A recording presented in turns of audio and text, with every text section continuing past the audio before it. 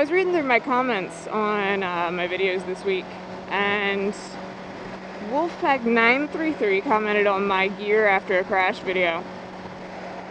And he asked me, what happened to your bike? You took us through the gear, what's up with the bike? And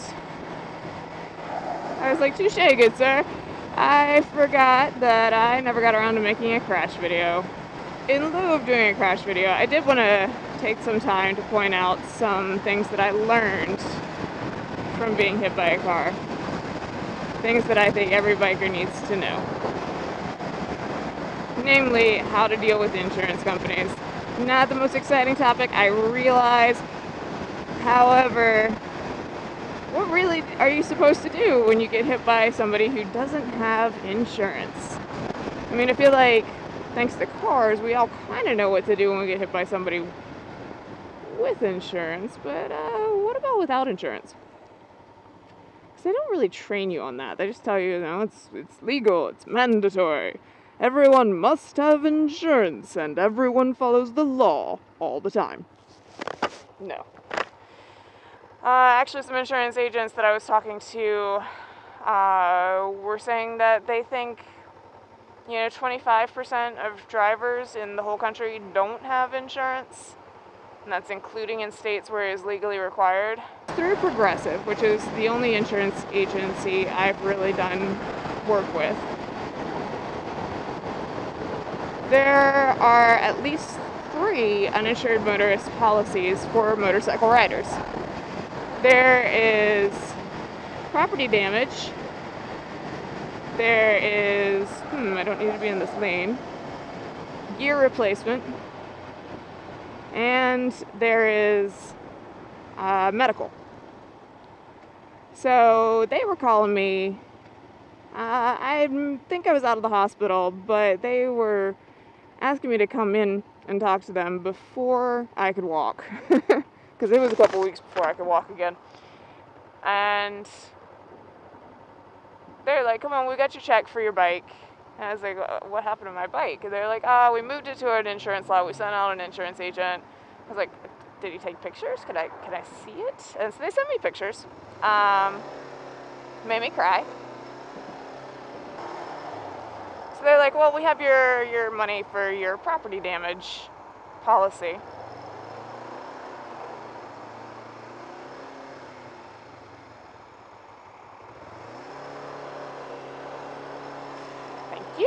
You're very kind, sir. I was like, okay, well, property damage. Hey, does that include my gear? Because my gear is all sorts of torn to shreds. And they're like, you have gear? And I was like, yeah. You don't? Well, you probably don't ride a motorcycle. But so they're like, all right, send us your gear, and we'll have somebody appraise it, and we'll get back to you. And so I was like, all right, cool. Oh, that's not what I want. Okay. And so I had my mom take the gear in to be looked at.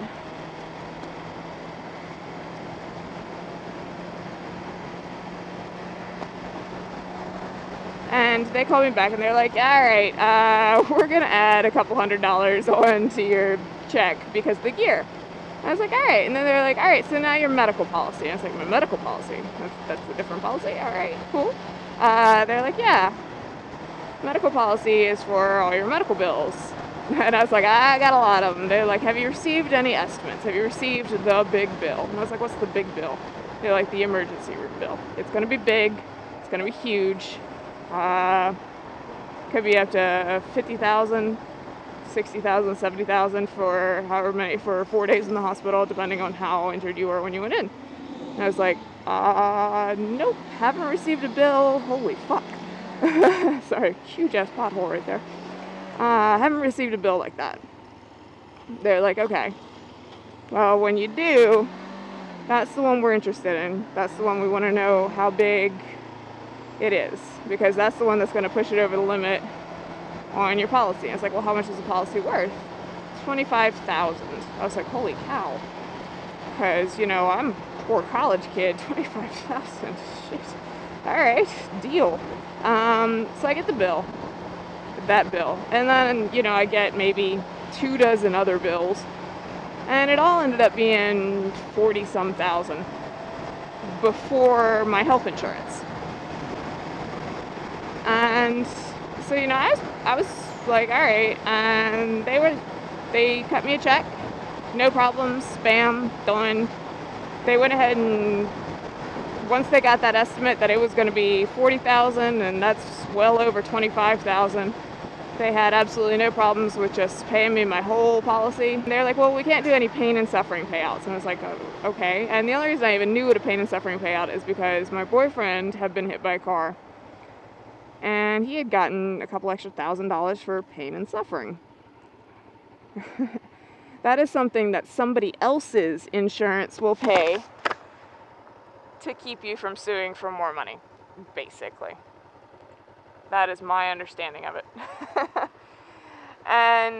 But because this was my insurance paying me my own money back, sort of, they can't offer a pain and suffering, or they didn't offer a pain and suffering, and I didn't bother suing for one, mostly because I didn't have the money to sue anybody.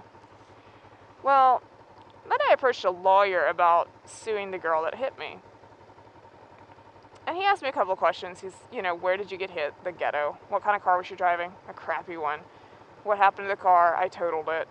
I broke the front axle. And he's like, you know what? Be real honest. It's not worth suing her, and here's why. If you sue her, you can't claim your uninsured motorist policy. I was like, really? He's like, yep, that's how it works. And he was right.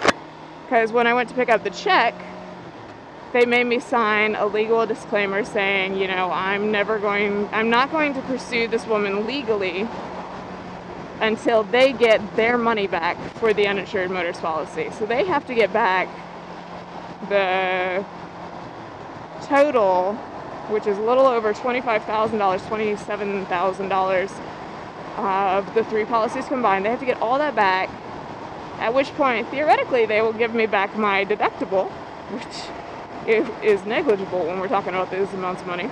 Occasionally they'll send me notices, we're still trying to get your deductible, but we haven't yet. And to be perfectly honest, they're probably never going to get that back, and she's probably going to be harassed the rest of her life, which is more than I could afford to do if I had sued her. If I had sued her, I would have had to pay lawyer fees and court costs, and probably wouldn't have even gotten that money back, much less my medical bill total. And then the lawyer, who is kind enough to give me a free consultation, lots of them will do that, highly recommend finding one, he pointed out to me, don't spend your $25,000 immediately. I was like, why not? He goes, well, do you have health insurance? I was like, yeah, thank God, right? And he's like, well, maybe. Health insurance is going to be asking for their money back. And I was like, wait a second. That's my money. I paid the health insurance company. The health insurance company pays my medical bills. That's how that works. He goes, yes, but $25,000 of your motorcycle insurance is medical. I was like, yeah. And he goes, well, you can't have two medical policies. It's illegal. I was like, oh, okay. He's like, so you're going to have to pay back your health insurance. I was like, all right. So now I didn't have to pay back the actual bills. What I had to pay for medical bills was my portion, which I have to pay anyway, and then also the portion that the health insurance paid. So, okay, so you get the actual bill, and then you get the amount that they were able to bargain to take off of the bill. And then on top of that, and then you see the next line is what they actually paid. Please stay there. And then the line after that is what you pay. So that's typically how a bill that's run through insurance will be broken down. So I had to pay back what they had actually paid, not the original bill, but that was still $7,000, or roughly. So if I had gone out that day that I got the $25,000 and been like, woohoo, pay off the medical bills, let's, buy a new bike, let's buy a new car, let's spend all that money and have a great grand old shopping spree, I would have been left in the lurch when it came to paying back my health insurance. And they were like, yeah, you owe us $7,000 by the end of the month. And that's pretty much how that works. So moral of the story is get uninsured motorists to make sure you have uninsured motorist medical and property. Gear replacement is good if you wear gear and if that's a separate policy. Then I highly recommend having all three. I know it's not the most exciting topic, but to be perfectly honest, I wish somebody had made this video for me to watch when I got hit by a girl. Because I was online looking, what do you do? Motorcycle crash, motorcycle versus car, I survived, she didn't have insurance, shit, what do I do? So that's what this video is for. It's for you to re-examine your insurance policy and be like, oh, hey, I need uninsured motorists just in case. And so that way, when you do get hit, if you do get hit, which I hope you don't, I really do hope you don't, it is a very excruciating experience. You'll be taking advantage of everything you can take advantage of, and it's really not that expensive. Of course, I'm a girl and I ride a sport touring bike, and I have a year of experience, and I took the MSF class, so I've got a lot of things going for me when it comes to insurance agents. They're just like, oh yeah, you can have liability only for under $100 a year. So, good insurance rates because let's face it, because I'm not an 18-year-old boy on a 1000cc super sport. Hey, it's the way the cookie crumbles, right? So, yeah, I hope this helps somebody. I hope you all re-examine your insurance policies and make sure you have uninsured motorists, because I really don't want you to have to go through what I did. But if you do, I really hope that you can get somebody to pay for it.